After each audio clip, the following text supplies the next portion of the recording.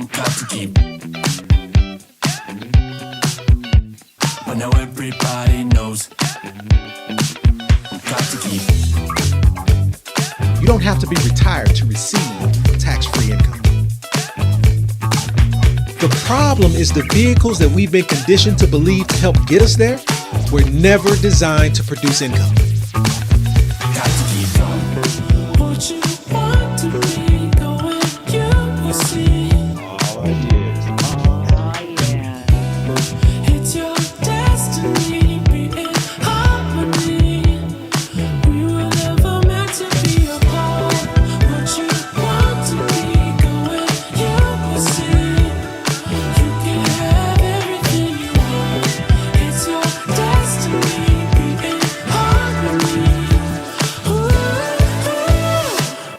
If you had a machine in your garage and all you had to do was put a quarter in it and it printed out $100, a quarter in it, printed out $100, would you ever stop that machine from running? But now everybody knows. So what if you use that job that you hate as leverage to fill your machine so they can create income for you, so you don't have to worry about income? We know where the world is gonna go. But now everybody knows that you can't stop for too long. Got to keep going. Evening. Last week we talked about a gentleman who called in to get assistance in creating a plan to pay his home off faster. We did it in 4 years. We showed you how to do that. But there was something that was missed, and it's the question of then what, right? What we're going to go over tonight is what was missing, the blind spot, the flaw in the plan that most people miss when they prioritize paying off their home first. That's what we're going to talk about. You don't want it to be you. And I think what you'll realize is by the time you come to this realization, it's already too late. The realization is, or the question you might want to ask yourself, I guess, is have you been or will you be stepping over dollars to pick up pennies? I think a lot of people have this question of, well, we save a lot of money with interest. Cost avoidance. There's a lot of money saved here. What do you say, Donnell? Oh, can't hear you. Gosh.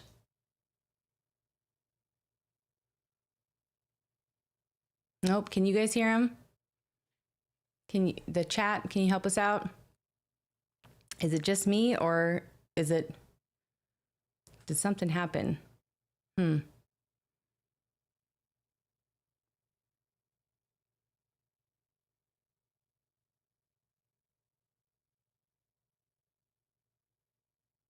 Nope. Still can't hear you. Dang it. What happened? I wonder. Can't hear you. Okay, so well, here's a little update. We're going to be fixing that soon.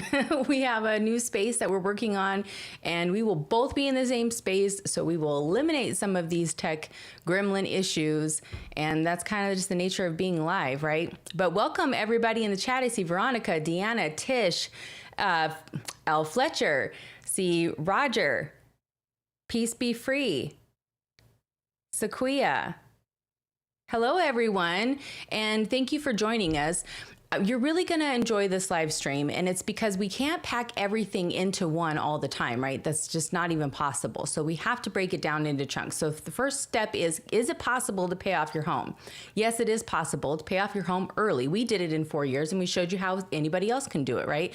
And now we're going to talk about the flaw in the debt-free culture, prioritizing paying off your home. The majority of people who are trying to do this want to do this so that they can free up cash flow and eliminate or reduce their living expenses, right? So eliminate the mortgage out of the living expenses, reduce the burden to whatever resources that they have for retirement income, and that's what we're going to talk about tonight. That is the flaw, the blind spot. There's a blind spot there, and we're going to show you what it is, how to identify it for yourself, and then what could be done different.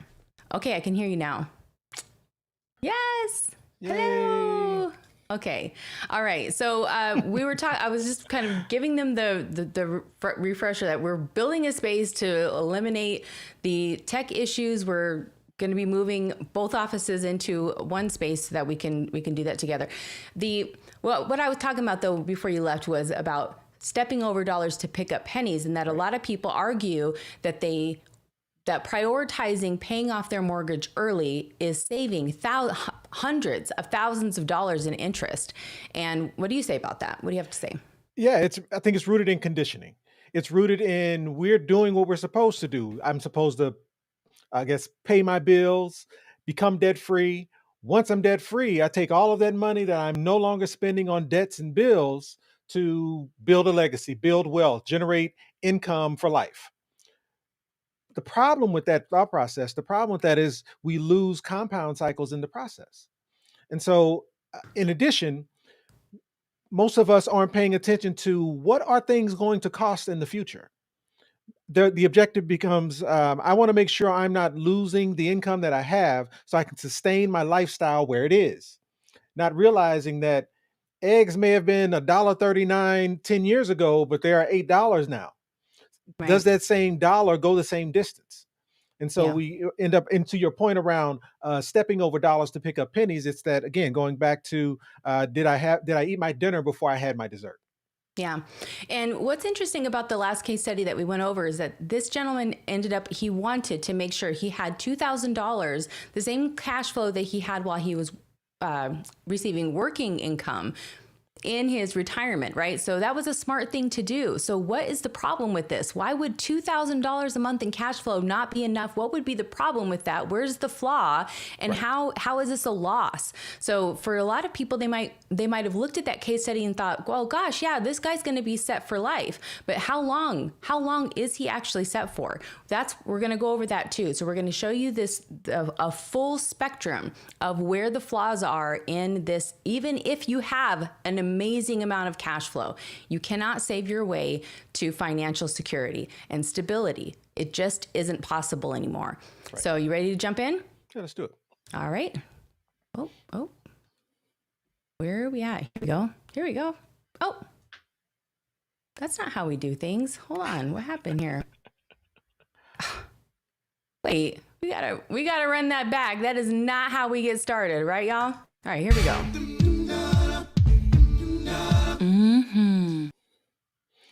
So, yep, again, we, in the example last week, we focused on paying off a home in 4 years. Why? We had a unique circumstance.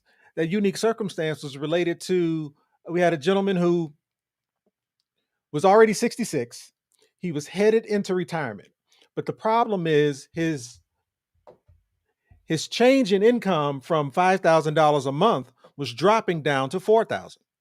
And what he wanted to make sure of, he wanted to make sure that he didn't lose his cash flow that he was going into retirement with. And what he had identified, again, based off, spending some time on our channel, watching how we've leveraged equity inside of a home to be able to do other things, he realized the impact, or what was impacting his ability to maintain his $2,000 a month in income, or $2,000 a month in cash flow. What was impacting that was the fact that he still had this home that he had to pay off. So the thought process was, is there a way to leverage some of the equity in his home to be able to pay the home off quickly as he was headed into retirement? And we were able to accomplish that. We were able to maintain that $2,000 a month in cash flow by paying off the home fairly quickly in two different ways, using a second position HELOC, and we walked through how it could also be done using a first position. So the home was addressed. We accomplished his goal. And I think a lot of people watched this, because my calendar kind of blew up a little bit. A lot of people watched this and went, wait a minute, I've got equity too. And if I could pay my home off in 4 years, why wouldn't I do that? And the reason we're bringing this up is because for those of you who feel like you're in a similar position, you have to pay attention to the other circumstances associated with that position. This gentleman was headed into retirement. So there was a specific need. Get it. But not all of us are headed into retirement. It isn't as much of I'll call it an emergent situation. There may be an opportunity to take those same dollars that you were thinking about leveraging to pay off the home, taking those same dollars and putting those dollars to work. So what did he do wrong? What was wrong with this whole scenario? I mean, he's got a great W-2 job. He's got a pension coming along with that. He's in the process, or about to pay off his home early. Like he's been saving, he's got great credit, he's healthy, he's got healthy cash flow, and he's also been investing consistently. So, what's the problem? There isn't any. There's nothing wrong with what it was he was doing. He did everything right. He's been focused on all of the right areas. You know, staying low and keeping his debt low, which caused his credit score to be great. So he's been doing everything right. So, like, what are we even talking about here? The issue isn't the things that he was doing, because again, great job, great pension, great credit. Like he has all the right things lined up and in place. The issue to me is more about what was the goal for him. His goal was to pay off the home. And I'm not saying that that's a wrong goal. I'm saying that there's an opportunity to, rather than be focused on paying off the home, is there an opportunity to better put those dollars to work in a different fashion that will still allow you to accomplish the same goal? But what's different for him, again, is the time horizon. What's different for him is, hey, he's here and he could only see, you know what, in order for me to pick up that $1,000 that I was losing in my income going into retirement, or $1,000 in cash flow that I was losing going into retirement, I need to pay off this home. So it's very directional. I need to do this and only this. I'm focused on this one action. What's the blind spot? Well, and I think we're seeing a consistent theme of this happening throughout this country, and that is we're using this healthy time that we have to trade our time for money. And as we're approaching retirement, again, we're investing, we're saving, we're doing everything that we're supposed to do.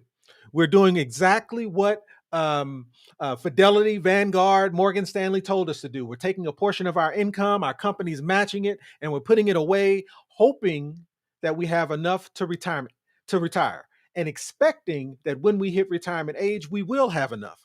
Only to learn as we're approaching retirement that, you know what? I need to focus on reducing and or eliminating debt. I need to reduce or eliminate that debt so that I have even more money going into retirement. Then we hit retirement. But what happens, and what are you seeing? What's happening for those who are entering or headed into retirement is they're realizing that dollar isn't going as far as they thought it would. And so there's a strong number of people who are headed back into the workforce. And they're headed back into the workforce because their money isn't going as long as it was. And so they end up going back into the workforce, 70-year-olds delivering pizza or whatever the situation might be, only to at some point be forced to head back into retirement, or head back into moving in with your kids, or maybe even something even a bit more dire. So the blind spot in this situation is, did I do enough here to place myself in a position to where I didn't have to be concerned with who was president, didn't have to be concerned with what inflation was. I wasn't placed in a position to where my income, or I'm running out of income and being forced back into the workforce, only to eventually be forced out of retirement. And so what is it? It's making sure that as we are planning for what the future looks like, we are focused on how far our dollar can go. Meaning, if we're here thinking that we're headed into retirement, paying attention to what does inflation look like and what does that dollar need to be to make sure I can sustain my lifestyle through it. Now, in his particular situation, he had $2 amounts. One was a pension, and the other was Social Security. And Social Security is actually, it increases based off inflation. So it does move with the inflation rate. But is it enough? Meaning the average inflation rate that your Social Security might be increasing, is that enough to be able to sustain your lifestyle? It would be only if the rest of the country moved at that same rate, but it's not. Meaning that 3% that you're getting in increase in Social Security isn't enough to sustain the 8% in inflation that we're running into. So again, it goes back to the vehicles that we have in place. The vehicles that we have in place to be able to support us through retirement, is it moving at the same pace? And if the answer is no, or the answer is that it's not, then what are those things we should and or could be doing different? And so there's two types of retirements, right? There's one where, hey, I'm retired. Me and my spouse, or me and my family, or we're independently retirement. We're in a position to where we can take care of ourselves over time. And then there's that what if we're placed in a position to where while in retirement, we need to actually be moved into a facility, and our retirement now is what's used to be able to sustain our lifestyle within it. So there's two different instances that we need to be concerned about. And I'll make this a little bit bigger. And as inflation is starting to increase, do we have enough cash flow? Do we have enough income to sustain our lifestyle through retirement? Is one challenge. And then the other is, God forbid, if something were to happen. God forbid, if something were to happen to where we can no longer live independently through retirement, and we were forced into a position where we needed some type of assisted living uh, put in place. Go ahead, sweetheart.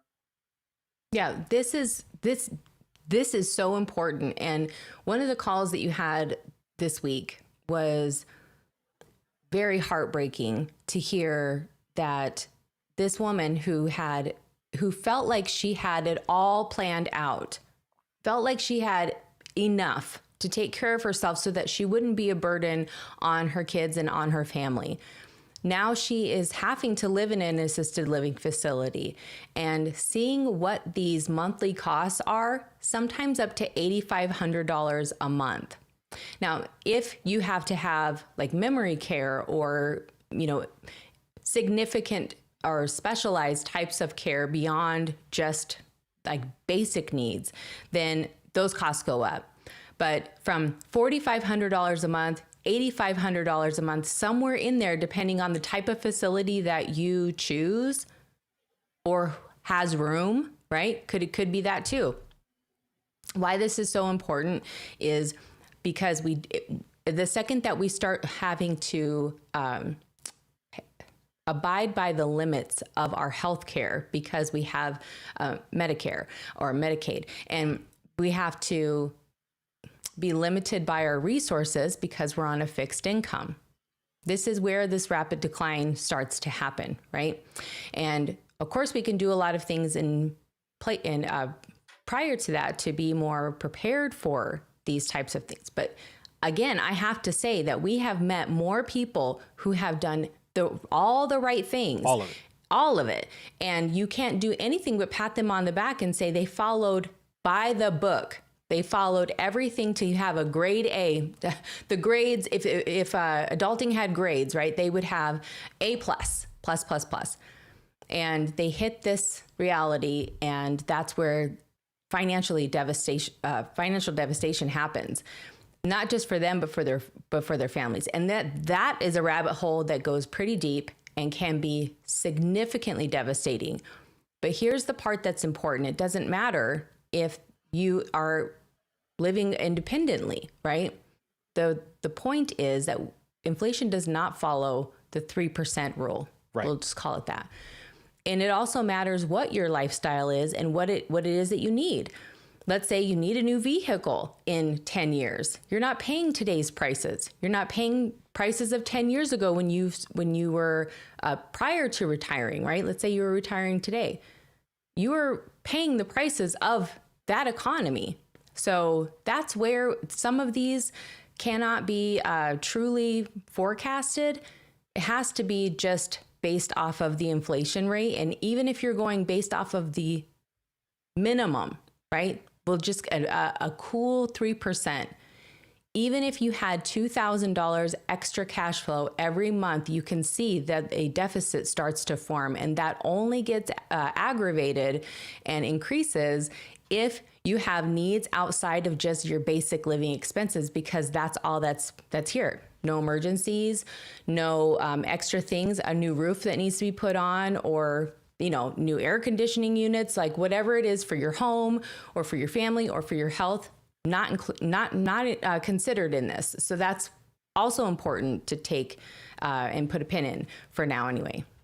And the other piece is, you may be wondering, you know what? I am nowhere close to being here. The piece is, if you're at this point, it's too late. Yeah. So the piece to pay attention to is, where are you headed What is your goal? Where did you set that goal? And how do you prepare to make sure you're not placed in a position to where this will even impact you? Well, That's the piece. Go ahead. that's the blind spot though, That's right? it. That the blind spot is where you think your destination is, where you think your exit is on this road to retirement, and the stops along the way, how we prepared, how we're mapping things out. So I'll leave it there. Yep. So specifically related to this gentleman, he had a goal. His goal was, you know what? I need to get to paying off this home. And what was he? Again, we talked about he did all of the right things. He did his job around focusing on making sure he had a decent savings, decent cash flow. He's focused on paying off his home now, and he's able to do so because his debts are low. But here's the piece that was missed. What if he was just simply focused on generating and making sure while trading his time for money, he was focused on producing tax-free income for the rest of his life? Because think about it. If he was placed in a position where while he was trading his time for money, he had a vehicle that was building tax-free income for life, couldn't he still be debt-free by using this tax-free income? Couldn't he still pay off his home by using this tax-free income? Wouldn't he have I'll call it a sufficient vehicle that allowed him to have enough flexibility and savings to be able to do whatever he wants? And lastly, be able to avoid this, I've retired today only to have to go back to work because my retirement won't allow me to sustain my lifestyle. So I'm bouncing back and forth between not being retired and being retired so that I can have enough income to be able to stay afloat. So again, the miss is if you're not focused here, you're setting yourself up to be placed in a position where you may not have enough income headed into or going through retirement. And so again, he was doing all of the right things. But what was the basis of those things that he was doing? And I'll try to think, yeah, I did do that. So I'm going to try to put these on here together. So again, he had a good job. He's been saving. So he had a good job, and that good job, banks love that because it's that good job that allows him to be able to qualify for that line of credit that we use to be able to pay off his home. And again, he was able to pay off his home early, which allowed him to reduce his expenses. He's got strong credit, great credit score, which allowed him to qualify for that home equity line of credit. And that is how we are graded. So what he was doing, these things are fully based on what? Fully based on his conditioning.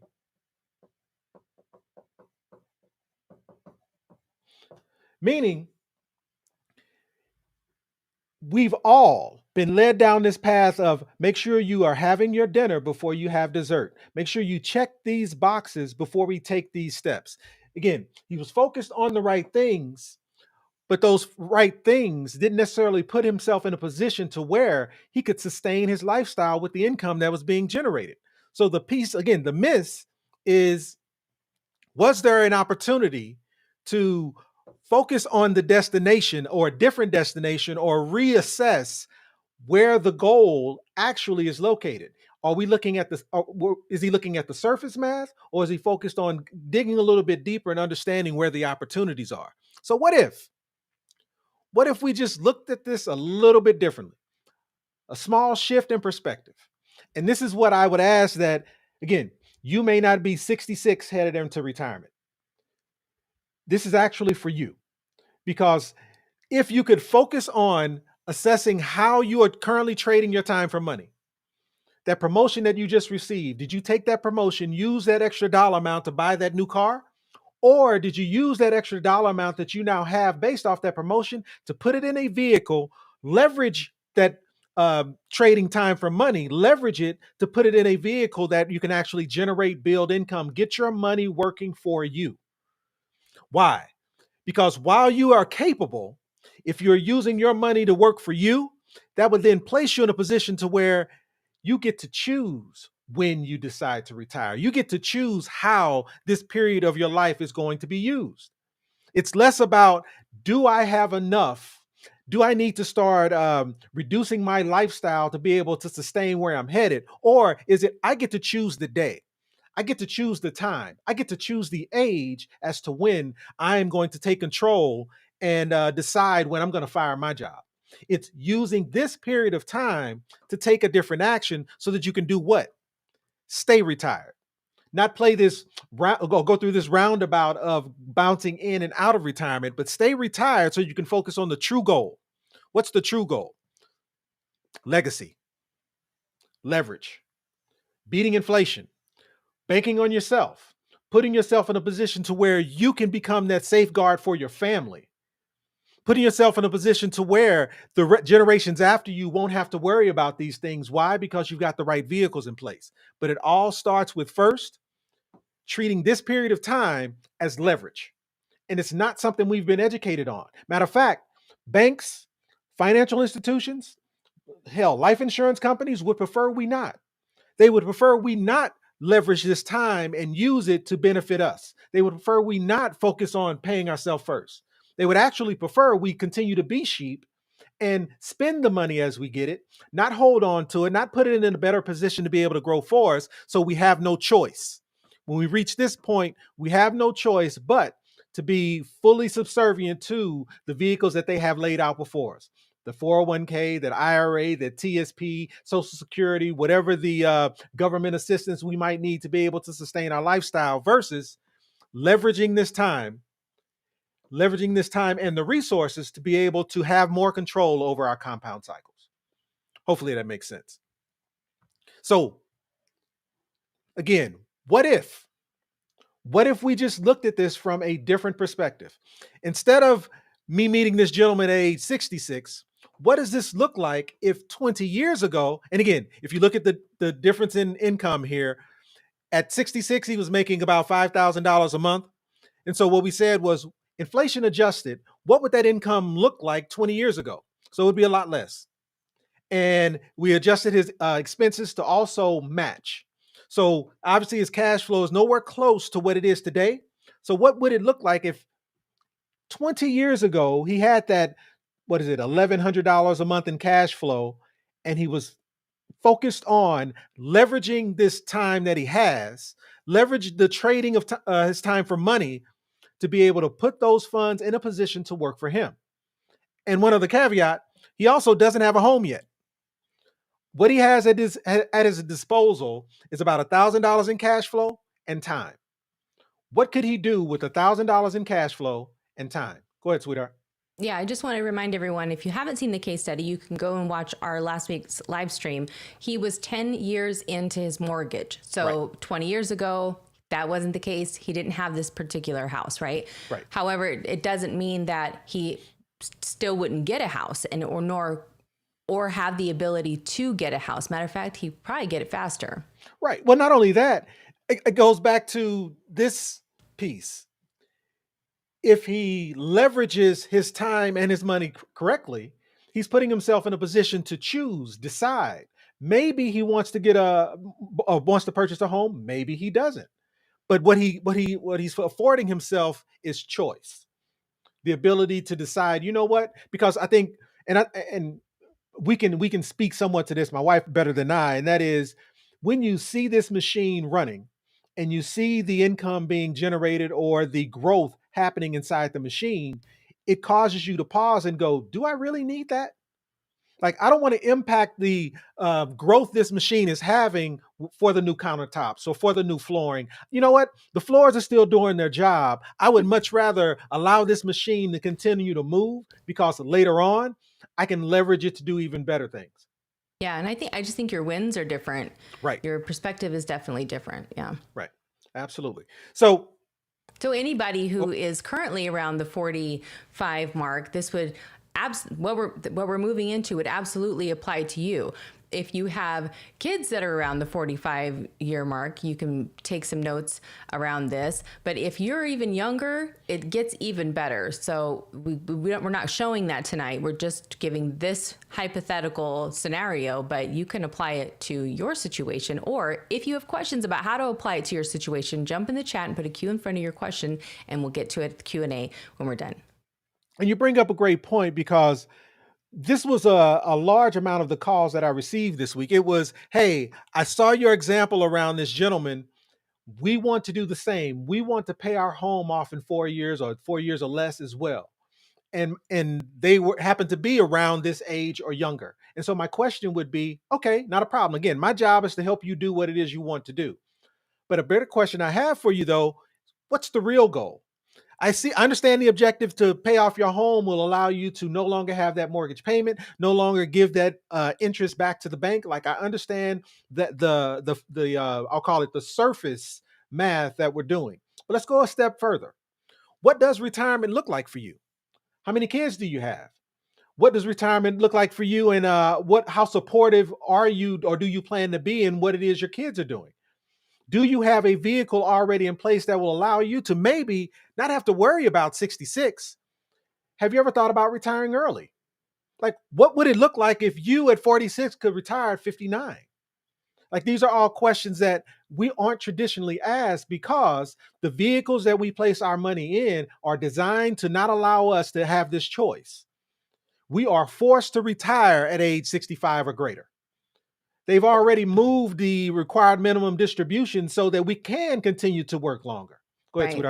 sweetheart. Or forced to start a side hustle, right? Right. You see a lot of Right. people who are, especially older women, who you'll see them making jewelry or trying to do something that they can stay steady, consistent with that will just provide anything extra. Really, you've seen people go back and be baristas, go work a job that's not demanding, but the amount of income that they're trading their time for money and how impactful it is on their cost of living today is completely different than when they had left the workforce, right? So is it even worth it? And they don't have a choice if it's worth it or not. So that part-time job became a full-time job simply because they couldn't keep up. Yeah. Right. So what would it look like if, again, that $1,000 a month in cash flow, if we simply took a portion of that, not all of it, took about $500 a month and put that $500 a month to work? Meaning, again, 46 years old, got about $1,000 in cash flow, no home, decent, again, same structure as what we had before. And we take a portion of that, $500 a month, and just put it in a vehicle and allow that vehicle to compound for the next 20 years. What would happen? Now, obviously, the vehicle matters. Where you put this dollar amount matters. But if you put it in the right place, we're talking about liquidity of about $270,000, the $500 a month over the next 20 years, converting that $500 a month into cash value of about $270,000, which is designed to create for you income of about $27,000 a year, tax-free. And again, kind of dig into some of those details. What does that look like? I'm saying that cash value is based on what? It's based on your contribution of that $500 a month over the next 20 years, which means you're putting inside this vehicle in total about $120,000. There's growth on that dollar amount. But in addition, there's a match. There's an added amount on top of what it is you've already contributed of about $656,000. These $2 amounts are working for you. This one, you're getting the full growth on, but this one, there's a spread, there's arbitrage. There's growth on this dollar amount that you get to keep. You add these $2 or the growth on this dollar amount plus the growth on this one, and you end up with cash value of about $271,000. Now, this is a life insurance-based product. This life insurance-based product, meaning this $500 a month is buying a life insurance-based product. So if something happens to you, there is a death benefit payout to your beneficiaries. But over time, that life insurance-based product continues to build and grow cash value. And what ends up happening, that cash value evolves into a dollar amount that you're able to take in income, again, for the rest of your life. What is it? Again, we've been here before, and I'm not going to spend a whole lot of time going into detail specifically. We can do that on another live, but what we're talking about is a secure compound interest account. There are many types of SCIAs that we talk about on this channel, but this one specifically is a leveraged IUL, meaning it's not just an index universal life insurance policy. It's a leveraged index universal life insurance policy.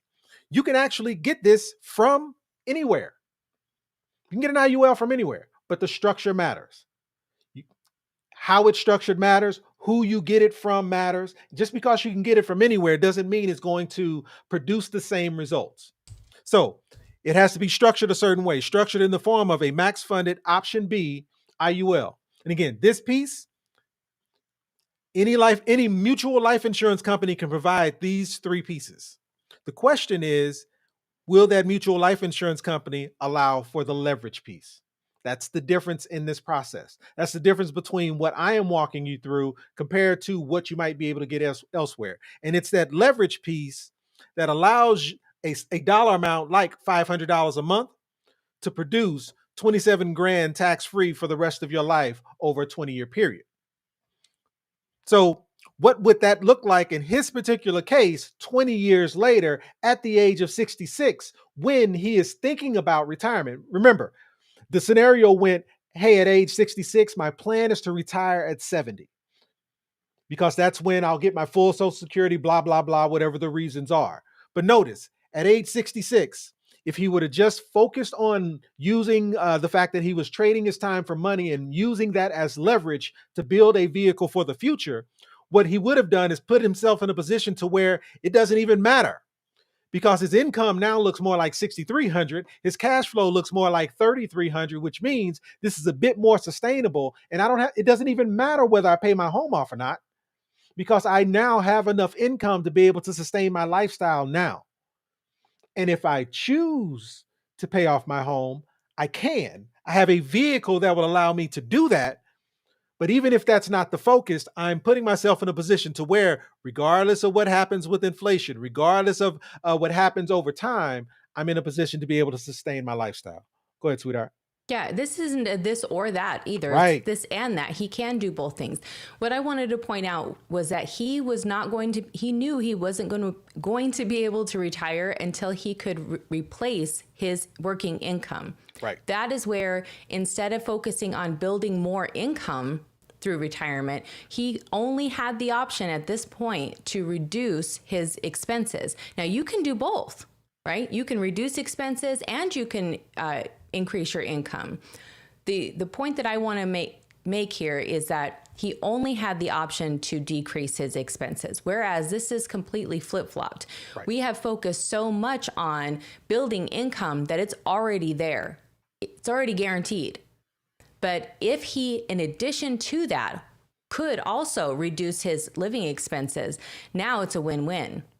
So now it just becomes a little gamified. How do you do it? Right. And so, continuing the what if, we focused on taking half of his cash flow, putting that to work. But what if we put all of his cash flow to work? Meaning he had about 1,000 and some change in cash flow available. What if we took that $1,000, put it in this same vehicle, and allowed it to compound till that age 70 that he was referencing to begin with? We're talking about liquidity, cash value, access to cash value of somewhere around close to $1 million, which would produce for him $96,000 tax-free. That is aside from Social Security, aside from his pension. So it's not, to your point, sweetheart, it's not a this or that. This is on top of everything that he was already slated to receive based off giving his blood, sweat, and tears to the company that he works for. So this becomes an and asset. And again, breaking that down, we're talking about $960,000 in liquidity based off a contribution of about $312,000 of his dollars. And again, look at the leverage. Show me the IUL that will allow you to add enough leverage anywhere close to this dollar amount. And so when you add the growth on his dollar plus the leverage dollar amount or the arbitrage or the spread on this dollar amount, these two added together is what gives him significant cash flow. And again, God forbid something happens to him around this time, there's not a burden that he's leaving for his family. That burden is taken care of in the form of a death benefit of almost over $2.1 million. Yeah, he would have been paid off that home. And in addition to that, he could have probably bought 4 more, right? I was going to say, and he could have paid off his kids' homes. Right. Like there are many different opportunities and options that he would have available. Yep. So again, setting the stage again, he's 66 and he's looking to retire at age 70. So why couldn't he do these? Oh, I guess I'm move this over. I'll move you.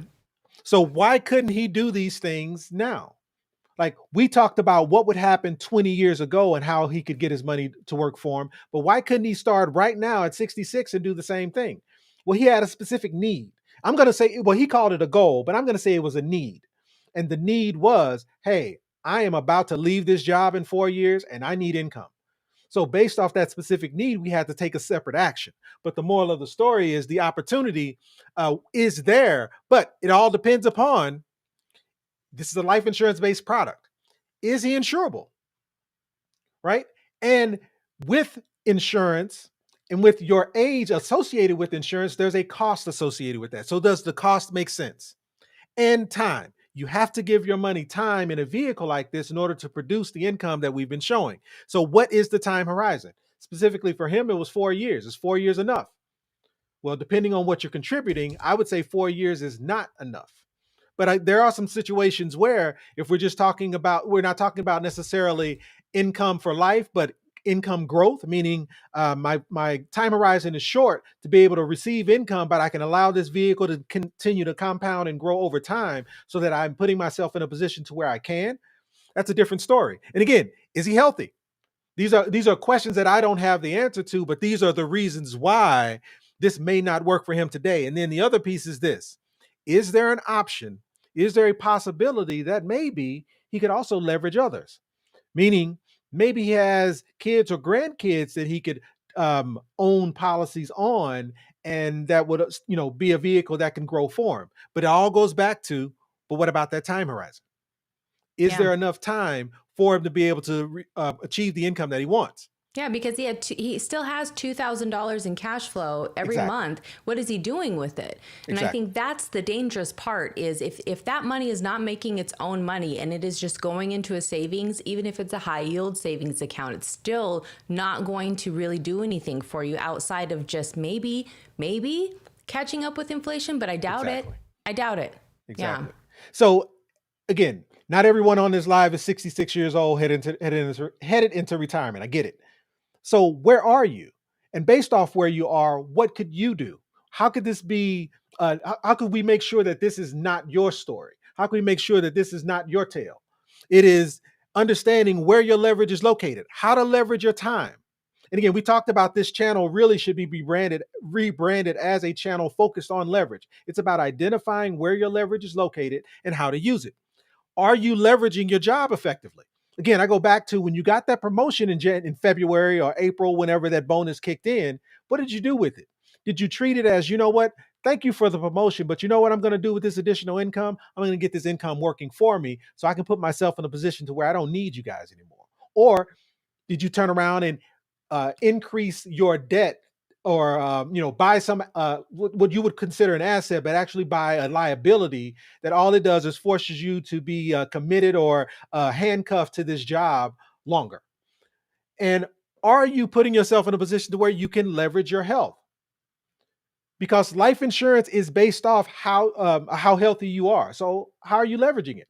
How are you putting it to work for you? And the ability to leverage the time you have in the form of compound cycles, putting your money to work while you can, and then making sure you're putting as much as you can into that vehicle so that it can produce the maximum amount. And this piece, please don't sleep on the ability to leverage others. Those of us in real estate call it OPM, leveraging other people's money. But when we're talking about I'll call it a life insurance based product, we're also leveraging other people's health. So it's not just OPM, it's also OPH. Is that a lightning strike? And so the piece is making sure we understand where the opportunities are to be able to leverage available compound cycles that you have, and also leverage the resources available to you in the form of either other people's time and other people's health. And so we tend to gamify different things on this channel. One of them is velocity banking, meaning I love this visual on how we use our cash flow to address debts. And we're not too concerned about, interest or interest rates, because as our cash flow increases by using these different power pellets to be able to do so, it puts us in a position to where we're not concerned as to what interest looks like or what time looks like, because we have the cash flow available to be able to address these things timely. Well, if you look at this as far as how we're also building wealth or generating wealth, we can also use this same strategy to have the same discussion. So it's not just what are we leveraging, but how do we power up? And again, just trying to kind of digging into the details a little bit around how we gamify things. If the goal is to discover the most efficient path through this maze, through this game, to be able to advance or advance levels or achieve the maximum amount of points to be able to accomplish the goal. But what's the goal? The goal is to leverage our income, leverage our cash flow, leverage our time, leverage all of those pieces that we have available to us today to be able to eliminate the interest, taxes, inflation, healthcare issues, emergencies. We're putting our funds in a position to where it doesn't matter what comes at us.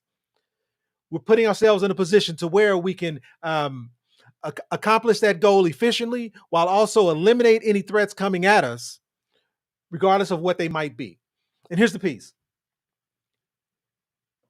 This is really focused on understanding where your leverage is located and how to use it. Oh, wait, don't move yet. Oh, go ahead. Is this tracking for everybody? Do you understand this example? Because we want to make sure that the examples and the visuals that we're using are helpful, obviously. What I appreciate, so we have a vintage Miss Pac-Man game, arcade game, downstairs. And the other night, Donnell fires it up and he's playing and he's really good. He's so good, y'all. And I'm watching him and I start filming him playing this game because it's about strategy. Like, I wouldn't even have thought to play the way that he plays. But again, this is the beauty and the difference between the two of us, right? He has this complete strategy as to where he goes, why he's going in that direction. Matter of fact, he went and got the ghosts, had them follow him back to where he wanted them to go. And then he went powered up with the big white pellet. You guys remember that, right? And then he ate the ghost. And that's the thing, is that we spend so much time running away from these threats to making things take more time, take longer, or take more resource away from us, right? The threats to how much our resources or our points, right, are going to matter. Whether or not we're going to be able to advance to the next level or not, if we're just going to have to keep repeating the same level over and over again. And we spend so much time running from them, trying to avoid them. But under the right conditions and with a strategy, you can eliminate them. And that's where it really clicked for me, because I already thought this example was good for velocity banking. But that part right there, when I saw you strategizing, bringing the ghosts in, you're leading them to where you wanted them to be. And then you went, powered up, and you ate them and you eliminated them. So then you could go and clean up even faster. And you were just knocking down levels so fast because you had a strategy and because you had the confidence when you came in, the clock starts, right? Every level, clock restarts. And now you're just a race against the clock and a race against, or maybe a race to avoid the urgency to avoid these threats, right? And that's what we all do. And all we hear about is avoiding these threats. And here's the thing. I just love that. There are two ways to play this game. Some do everything they can to avoid the ghosts, to eliminate as much death as possible while avoiding interest, while avoiding creditors, while avoiding taxes, while avoiding inflation, versus understanding you actually have all the power. Yeah. And if you understand where your power is located, and if you understand where your leverage is located, it doesn't matter who's in your way. It doesn't matter how much the interest rate is if you have enough cash flow. It doesn't matter what the tax rate might be if you're placing your funds in a position to where it doesn't matter who's president or what happens in November in this election, because you've put your cash flow in a position to where it can overcome whatever those opportunities would be. So it's being more intentional on making sure we are hitting these head on and understanding where these hurdles and these opportunities are to ultimately put ourselves in a position like, where is our equity? Are we leveraging our equity properly such that we can be able to address interest over time, or what we're spending, or what we paying towards the bank? That doesn't even matter, because we are leveraging this vehicle. We're using this vehicle that is open-ended to be able to put all of our income in, pay our bills from, reduce the balance on, which reduces the amount of interest being accrued over time, so that we're putting our funds in a position where now this becomes a leverageable vehicle so that we can become our own bank. So it doesn't matter what these guys are doing. It doesn't matter what they are. And as we generate and build more cash flow, we're placing that cash flow in a position to where we have a vehicle like a secure compound interest account where our money's making money for us to allow us to now skip levels. Yeah, that's not in the game, but Right. that's the new that's the new. That's the upgrade. Piki said we should show the time clock after the big dot is eaten as an analogy, and that's even better. That's it. Because yeah, it is. Time is it is such a significant factor in all of this, but especially when you're using some of these debt tools to build wealth tools, right? Right. Yeah, time and how that's all factored in. So yeah, we hope that we can come up with analogies and ways to describe this so that everybody has their aha moment and they can get started. That's really the whole point. Right. And leverage comes in many different forms. Here we're talking about equity. What if you don't own your home? Maybe you have a previous employer's retirement account that has an opportunity to be leveraged. Yeah. Like, it's understanding where specifically your leverage is located and understanding how to use it. Yeah. Right. So what do you need? What do you need to be able to do this? Well, obviously, you need to understand your numbers. We talk about this a lot as it relates to velocity banking. A lot of what we do on this channel is rooted in understanding velocity banking. If you can understand where your leverage is located, if you can understand how to generate cash flow, what that cash flow looks like, meaning once you pay your bills and expenses, based off the income coming into your checking account, once you pay your bills and expenses, what's left over? Based off what's left over, that helps you kind of identify what's available to go address these debts and expenses over time, so you can do what? Dump them into a debt tool to free up your cash flow. But when you free up your cash flow, when you've done velocity banking, you've paid down this debt or whatever the case may be, then what? How are you going to get your money working for you? Being debt free does not generate wealth. Having a home paid off does not put you in a position to be able to retire early. So how do you put your money to work into a vehicle that will allow you to do what you want? And what does that even mean? What I am talking about, in short, is generating wealth. And we talk about this a lot. Generating wealth looks like putting your money in a position to where you can pay yourself first. Before you pay a bill, before you pay your mortgage, before you pay a student loan, you're putting your money in a position to where you can pay yourself first. When? Not tomorrow, not 20 years from now, today, right now. How much of your income are you moving into a vehicle that allows you to pay yourself first today, and it has to be secure? This is something that I wish I would have known 20 years ago, is you don't have to participate in the stock market and lose your shirt every time an election comes about. There are vehicles out there where you can participate in the growth of the market, but not the downside. So it's about security. It's putting your money in a position to where it's secure, and then it's about compound interest. It's about your money making money, and the money that your money makes continue to grow. And how do most millionaires become millionaires? They become so through real estate. But it's really not the real estate piece that allows them to become millionaires. It's the leverage piece. It's understanding where leverage is located. Real estate is about leverage. So what if you could add that leverage to a vehicle that is allowing you to pay yourself first today, securely compounding your money, and then when you add leverage on top of that, meaning you're using other people's money to grow the money that you're already growing, it's game over. So ultimately, it is understanding your numbers and making sure your money is being placed in the right position so that it can generate and produce wealth for you. So, oh, I thought you were saying something. And so, going back to that example, as a matter of fact, let me come over here. Going back to that example last week where we had a gentleman who had this mortgage that he was focused on paying off. And because of his great credit, because he did everything right, he had this $50,000 second position line of credit that we had encountered to then pay off the home. But what if the focus was different? And in addition, we had used that $50,000 to over time address that. But let me just throw one more what if at you. What if we took that $50,000 and did something different with it? Instead of focusing on paying off the home, what if we put that $50,000 to work? And I'll do this a little bit differently. Instead of putting all $50,000 to work, what if we took half? Took just $24,000 and simply got the $24,000 compounding. We're not focused on paying off the home. The home will eventually be paid off when it needs to be paid off. We're going to focus on putting our money to work today. We're going to pay ourselves first today, secure our money, compound our money, and then use leverage to grow it exponentially.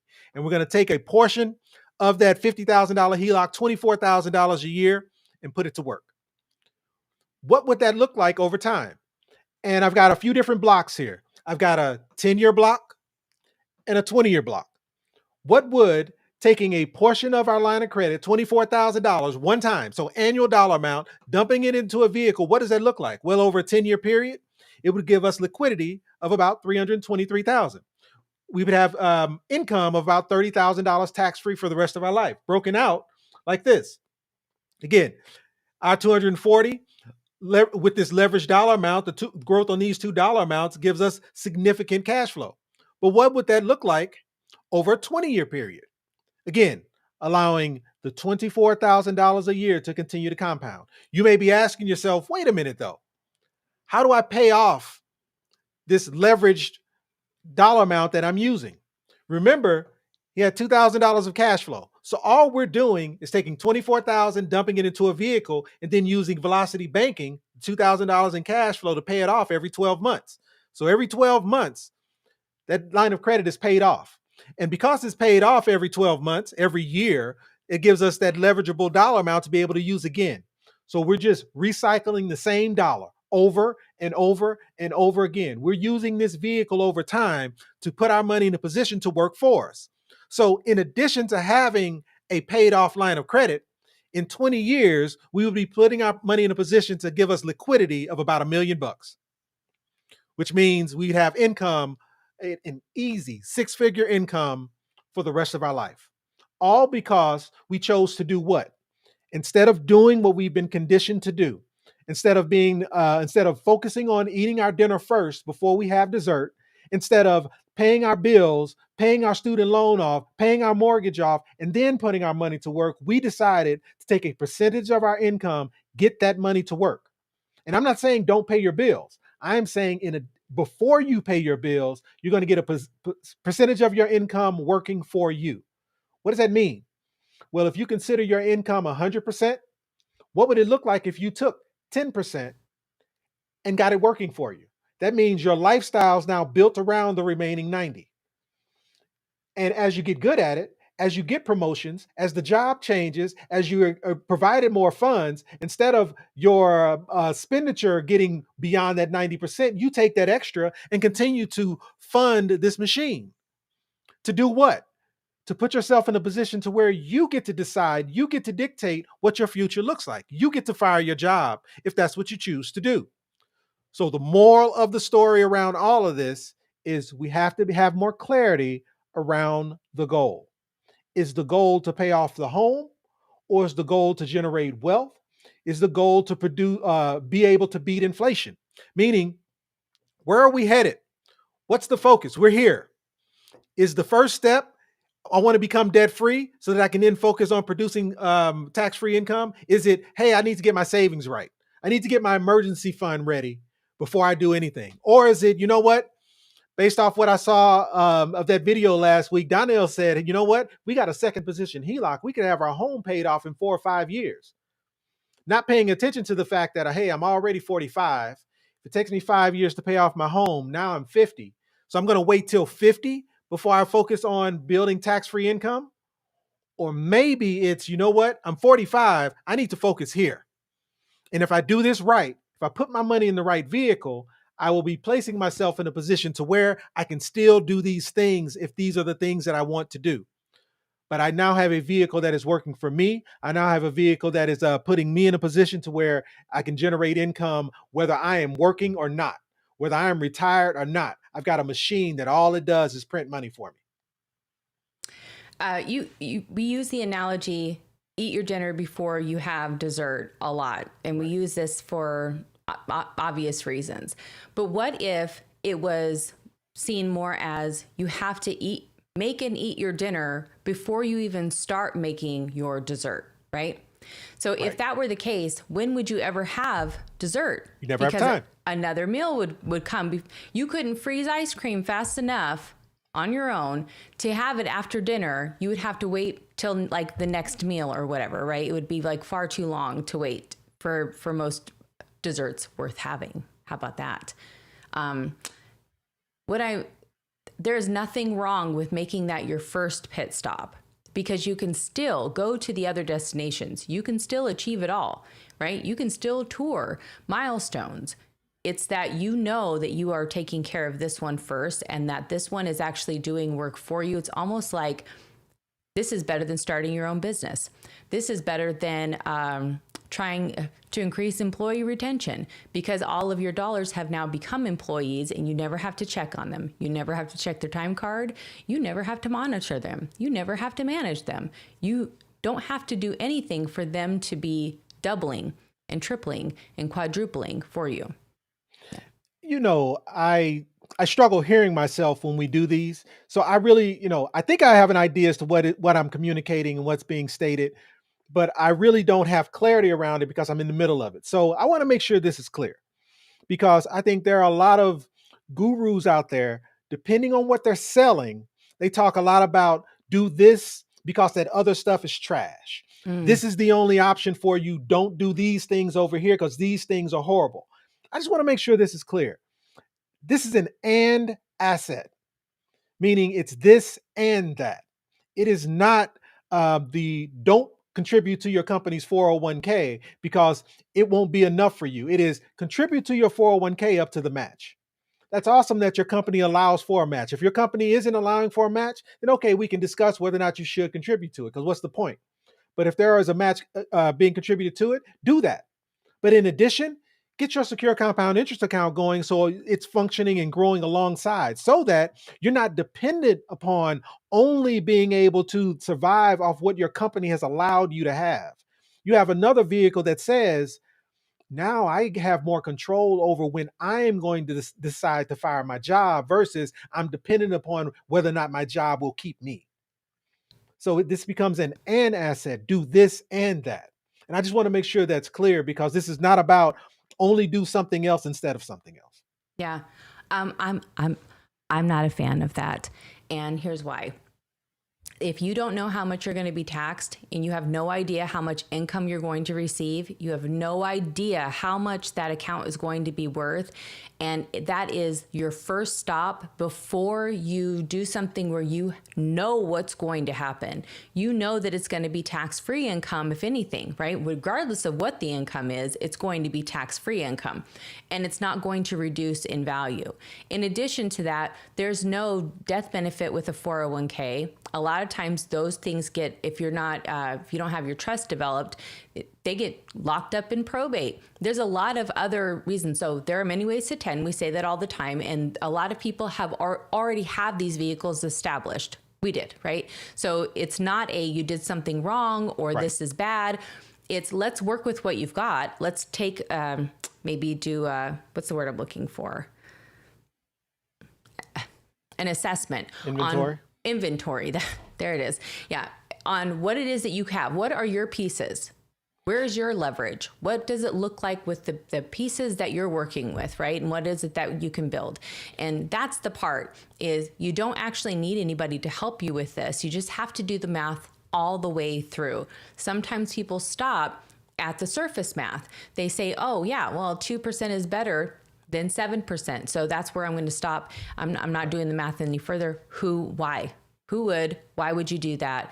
We've shown countless reasons why you should do that, because you're robbing yourself and your future self, right? You're making decisions now based off of that math that you did today that will greatly impair your future self. And I promise you that future version of you is going to appreciate you doing the math all the way through.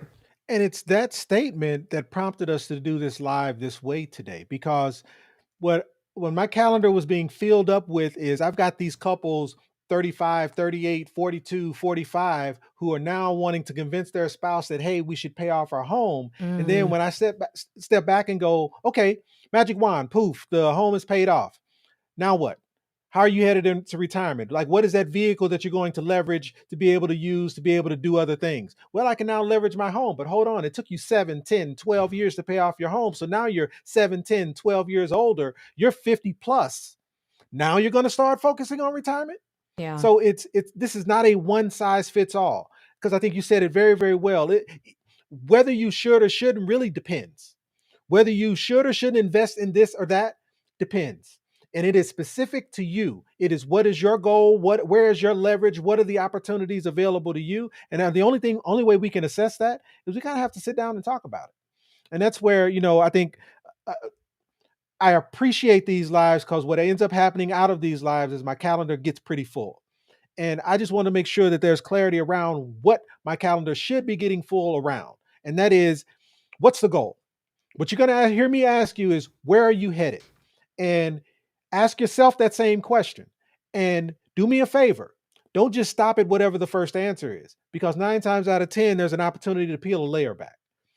What's the goal? What's the goal beyond that? What's the true goal?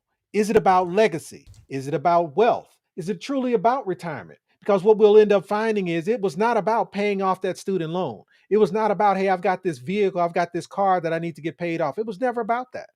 What it was truly about was, you know what? I'm concerned that my kids are going to be okay when it comes time for them to start hitting my age. So what can I put in place today to make sure that as they're coming through, they don't struggle, they don't have the same problems that I have? I want to become the bank for my family. I want to be the one that they come to when they need to purchase that home. So I need to start putting my money into a vehicle so that by the time they're there, I'm already ready to go. They don't have to worry about having to qualify for anything, because I've put the right vehicle in place so that I can now become the bank for the rest of the family. Like, that's the true goal. So it's, what are we doing today to be able to get to that point? Well, And go ahead. Well, hold on a second, because it has to also be not just that you're the bank for the rest of the family, but you can teach them to build their own banks. That's it. Yeah, hold up. Bruh. Because if we can't, it's each one teach one, right? If it's possible for you to learn it, then it's possible for them to learn it. And it's even more important that they learn it so that they can continue with the progress that you've made, right? Right. So utilizing the vehicles that you have in place, or as far as you got on the map, and being able to literally pick up where you left off, and they can then exponentially grow. That's the real goal, is making sure that your lineage, your family and it could be your friends. Friends are the family that we get to pick out for ourselves. I personally believe that. And so therefore you could be completely single with no kids, and that is still okay if that just means that you want to be financially stable, and maybe what you leave as your legacy benefits some cause, for instance, or a particular family, or your friends who are like your family. That's okay too. That's all included in this conversation. It means that you are not spending the same amount of time, the same amount of resource, having access to the same amount of resources. You're reprioritizing, reorganizing them, and now you're able to build something completely different, and you're not worrying if you will have enough. And sweetheart, I'm all done from a slide perspective, so we can jump into the questions as well. Okay. All right. If you have a question, put a Q and jump in the chat, put it in the comments. We will answer them there as well. And let's get into it. Okay. First up, let's see here. We have, Well, we have a question, comment. Roger Lewis Sr. says, tax-free for life. Is that even possible? I was always told avoid taxes now, and in retirement isn't realistic. Sound it out, girl. Jeez. So let's play with that. Avoid taxes now. Now, I am not a fan of paying taxes, don't get me wrong, but I think we all are required to pay our fair share. And so I am open and okay with paying my fair share of taxes. But let's talk about avoiding taxes now. Where did you get that from? And you might say you got it from a parent. Like someone gave that information to you, but you have to go back a little bit further. Where did they get it from? Who actually benefits from you deferring your taxes today? Who actually benefits from you not paying taxes? You know the tax rate today. You know, you may not like it, but you know the tax rate today. Who actually benefits from you waiting and not paying the tax today, but paying it 20 years from now? Who is the person that actually benefits? You have to really think that through, because this is one of those things where the gentleman in that example did everything right. It's conditioning. We have been conditioned. We have been conditioned to accept these answers. Our job has conditioned us to contribute to that 401k, 403b, TSP, government 457 plan, tax deferred. Who is benefiting from us deferring our taxes right now? It's the company you work for. It's the custodian who's taking 2/3 in fees out of your retirement. It's the bait and switch. Because guess what happens 20 years from now? And again, this is a rhetorical question, but I'm going to ask it anyway. In 20 years, do you think the taxes will be higher or lower than they are today? Again, in 20 years, do you think the taxes will be lower in 20 years from now than they are right now? We know the answer to this question. So Right. what we're doing is we're creating an open checkbook for the government to charge us whatever the tax rate is in the future. I think what he was Versus if Sorry. we pay the tax that we know today, we may not like it, but we're putting ourselves in a position to be able to generate tax-free income. Meaning, if we focused on being in a Roth environment, Roth is saying, I'm going to pay the tax today so that I can build tax-free growth for the future. If we focused on living in a Roth environment, focused on paying zero taxes in the future, regardless of what the tax rate would be, who benefits? Go ahead, sweetheart. Yeah, I think one, don't get me started on the retirement gamble. And if you're new here, you haven't seen it, go check it out for free on YouTube. Just type it in, retirement gamble, Frontline PBS, free documentary. And that's where you'll learn how about 19 years, most people, majority of people contributing to the traditional retirement vehicles could have retired 19 years earlier with the same amount. Maybe probably more, because some of them would have avoided the crash, right? And would have reallocated and restructured by then. 19 years. What would you have done with an extra 19 years? And for the argument, but Warren Buffett isn't paying his taxes, right? Well, Warren What do Buffett wealthy also people bought do? his real estate for like a 6-pack of Pepsi. So, But hold on.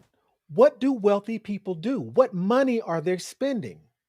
We've been conditioned to, get educated, get a good job, go to work, make an income, spend that income, whatever's left over, we save. yes. But what do wealthy people do? Go ahead, sweetheart. I'm sorry. No, I'm agreeing with you. Go ahead. But what do wealthy people do? They don't follow any of that order. Wealthy people focus on spending leveraged dollars. They don't spend the money they make. They make money, then they put that money in a vehicle like real estate or whatever that asset might be to grow more. So what money are they actually spending? They spend leveraged money. What happens when you spend leveraged money? There's no tax. So the reason they don't pay taxes is because they're not spending taxable income. They're spending leveraged dollars. That's how wealthy continue to, that's how wealthy, one, make their money. But two, they're also spending leveraged dollars, which means it doesn't matter what the tax rate is because I'm not going to pay taxes anyway. Yeah. And the reason why they don't have to care about the taxes is because they're exempt from that. But here's what's crazy. Did you know that Warren Buffett's secretary pays more in taxes than he does? Why? Why would somebody that close to him, why wouldn't he put her up on game? Why wouldn't she be also hustling in the real estate game? Why wouldn't some sort of meeting hey, if you're going to work for me and you're going to be around my team, we got to get you up and out of this situation, right? We got to make sure that you're winning too. That's literally a condition of how we build our team. We have to know that you have a goal and we have to know how we can support you in achieving that goal, because it doesn't Like winning is for everybody. There is enough for everybody to win. We wholeheartedly believe that. And it blows my mind the amount of people that are around some of the ultra wealthiest in the nation, in the world really, but in our nation, right? We understand the systems that they've used to get there. We've seen it. We've watched it happen. A lot of us have watched it happen. We've seen the reports. We've seen the articles in newspapers about it. But the people around them, they're not winning. They may have a decent salary. Doesn't mean they're winning. Doesn't mean that they're learning anything by being there. And that's unfortunate. So be the change you wish to see. Each one teach one. Spread it out. Spread it thick, y'all, because there is enough out here for everybody to win. I think he meant, how is the from the SCIA? How is the income from the SCIA tax free? How is that Yep. possible? And I said it. I just wasn't explicit. Let me restate what I've stated. Where does the income come from out of a leveraged cash value life insurance policy? What you're spending, the money you're spending, is not the actual cash value. You're actually spending, you're leveraging, you're borrowing the cash value and you're spending that. Well, what did I just mention? How do the wealthy not pay taxes on things? It's because they spend leveraged dollars. So when you leverage the cash value, you spend that leveraged dollar from the cash value, and your cash value is making more than the amount that you're leveraging, meaning these numbers that I share with you are intentional. The thought process is this: if I've got cash value of 300,000, and I'm going to take income from that 300,000 in cash value, how much is that 300,000 making? Well, the 300,000, if it's placed in the right vehicle, is making somewhere between, let's call it 13 to 15%.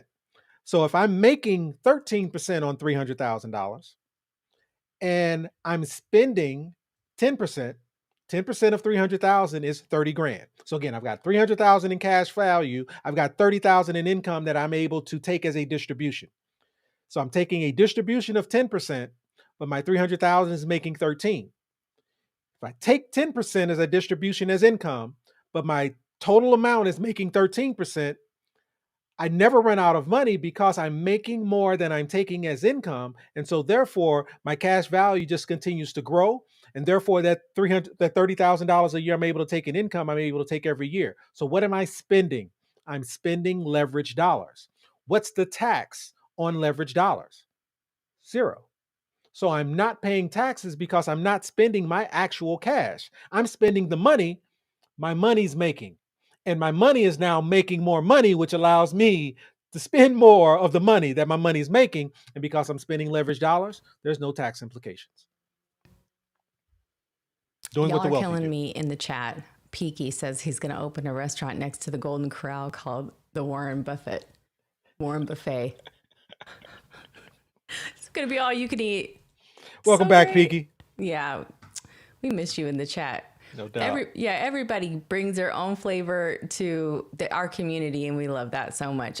Okay, Tabitha, I don't know if your question was answered when we went over the 10-year example. It was such a great question to say, like, well, what would this look like in 10 years? Here's the important part about like a 10-year span, especially for people who think like, oh, I have time, right? I have time. I'll just do like a stronger representation of getting prepared later. And the problem with that is you have to pay attention to your compound cycles or the length of your compound cycles. So in some vehicles, 10 years could be one compound cycle, right? Means your money's only doubling one time. In the majority of vehicles, though, it's far more than 10 years. Right. So finding a vehicle like a SCIA, what we just went over today, that your compound cycles are much shorter. That means when your money is doubling each time, right? And then that money doubles. So that's why something like the 10-year mark and then that 25 or 20-year mark was so significant in income difference, because that money was allowed to compound again, right? Double again. And I think the key is, what's the goal? So if the objective is I'm putting money into this vehicle such that it is generating and building cash value over time, so at some point I can take it as income. Let's say an emergency occurs. Let's say I'm 3 years in and a tornado hits and I have to replace the roof. Instead of me, and maybe my insurance won't cover it. So instead of me going to a bank, getting a loan to be able to do so, I need to find this money from somewhere. Well, all properly structured cash value life insurance policies function the same. This is a cash value life insurance policy, meaning any cash value you have is available to you. So, do you have to wait 20 years, 25 years before you can access your cash value to do whatever you want? No. You have as soon as, I think I want to say 45 days after you've contributed a dollar amount into it. If you have cash value available, it is there for you to be able to use. But just understand what that means. The more you leverage your cash value early in the process, the more you should treat it like an infinite banking, I'll call it rule. And that is, if I'm going to leverage cash value out of my cash value life insurance product, I should pay it back. Why? I should recapture the interest that I was spending to a bank or was spending to a creditor, and I'm going to recapture that interest and pay it back to myself like a good velocity or infinite banking steward. But if you're later in this process, 10, 15, 20 years, am I as concerned about making sure my policy is whole? No, because if it's structured properly, your compound interest will outproduce. And so therefore, anything that you would have paid back, yeah, will make your policy whole, but it doesn't impact your ability to grow more. So there's not a implode factor. There's not a factor associated with negatively impacting how your money is growing. So it all depends on when. But all cash value life insurance products function the same. If you have cash value in it, it's yours, it's accessible, you can use it to do whatever you want. Well, that's the function, but the growth. Right. I guess mention that.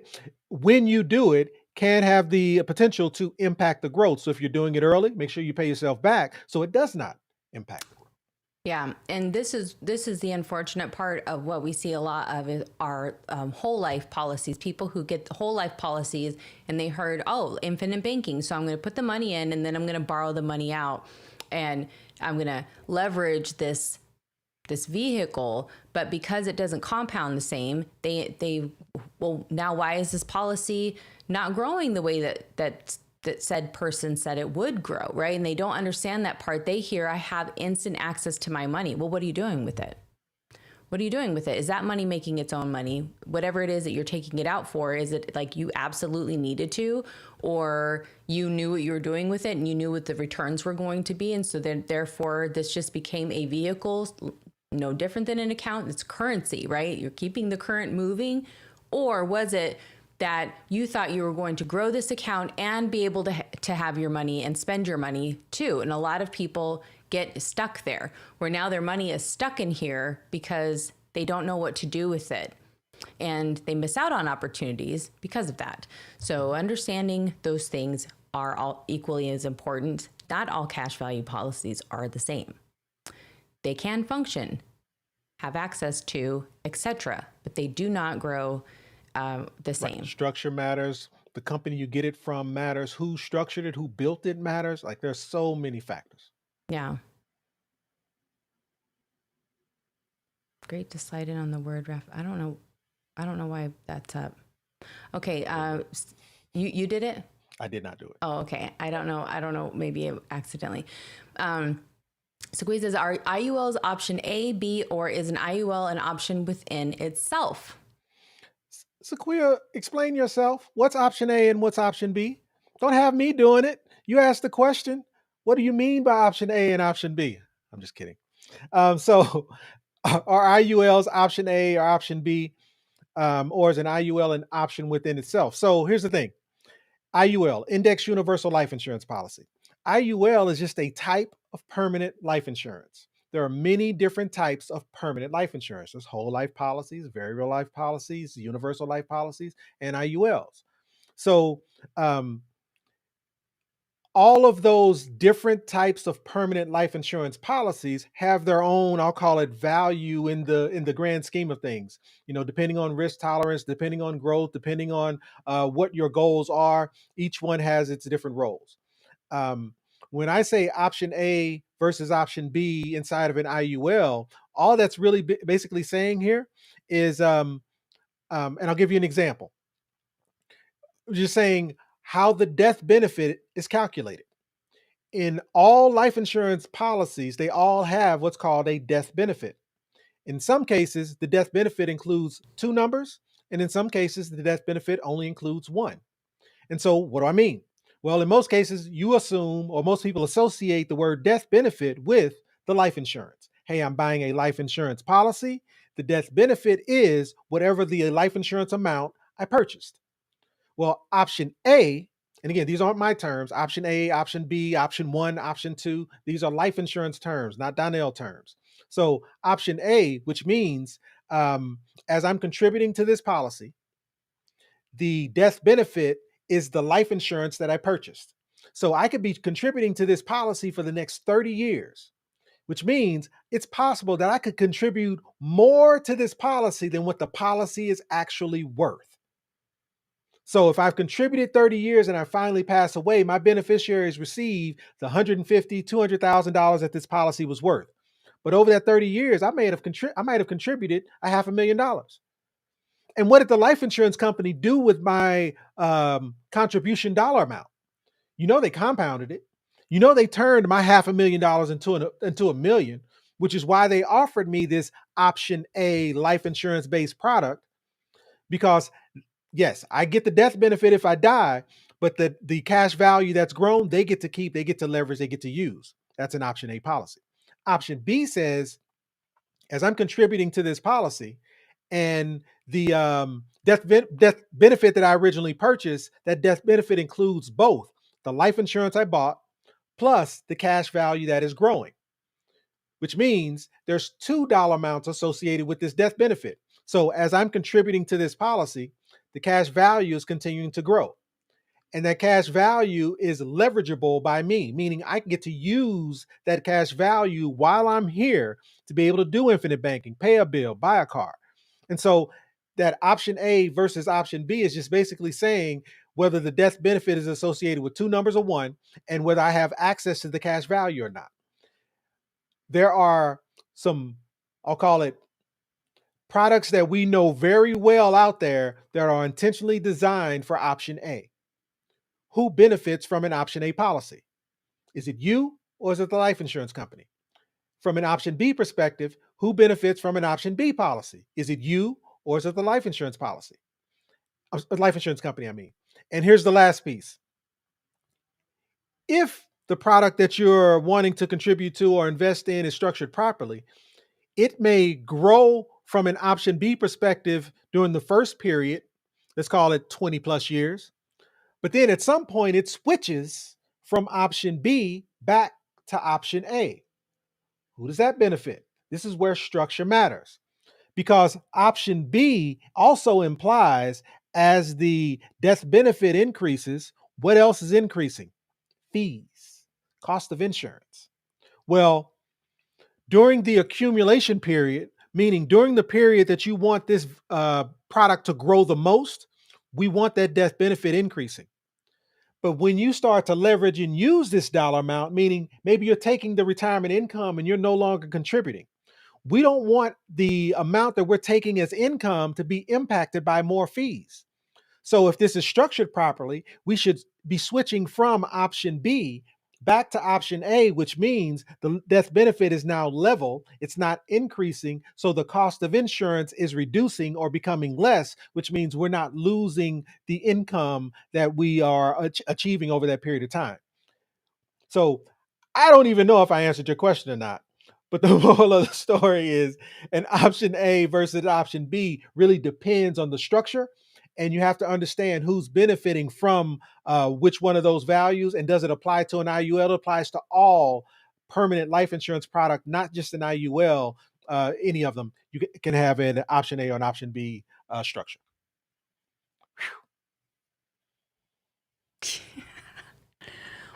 Well done.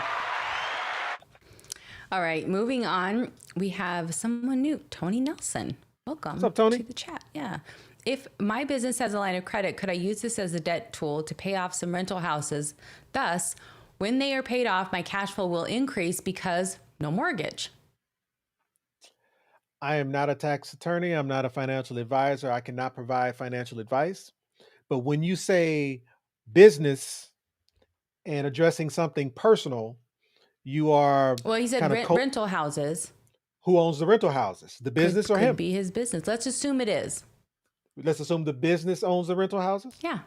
Then gonna if the assume that business for you, owns the rental Tony. properties, then absolutely you can use the business funds to be able to address whatever you would like. But again, this the commingling of funds. You have to be careful. If you're the owner of all of it, you have the autonomy to be able to move funds wherever you would like. But just to specifically answer the question, can you use a business line of credit as a tool, as a leverageable tool to address other debts? Yes. Whether that's a rental property or anything else, you can absolutely use a business line of credit to do so. A business line of credit can be used as a debt tool. Absolutely. Is that the answer you were looking for, sweetheart? Yep. And also, Tony, can you report in what are you doing in that picture? Slicing some meat, I think.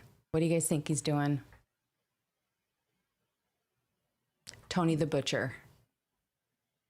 Well, one thing I New noticed, and name. again, if the picture's far away, I'm going to say our foreheads are similar.